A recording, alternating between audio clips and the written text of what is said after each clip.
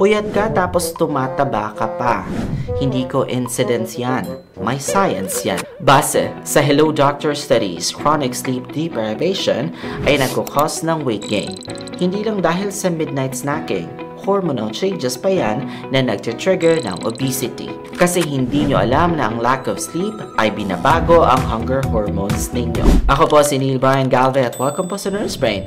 At ipapakita ko sa inyo ang tatlong hormonal changes kapag nagpupuyat.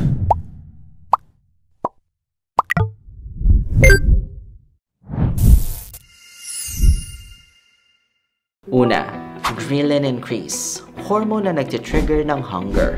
Tumataas kapag kulang sa tulog, kaya laging gutom kayo kahit kumain na. Pero, mas malala pa po yung satiety hormone.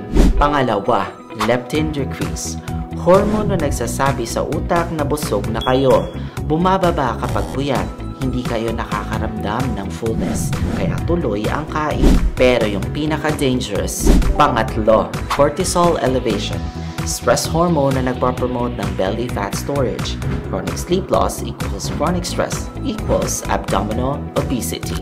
Remember, 7 to 9 hours sleep daily para ma-regulate ang hunger hormones. Quality sleep equals healthy weight. Tulog para hindi tumaba.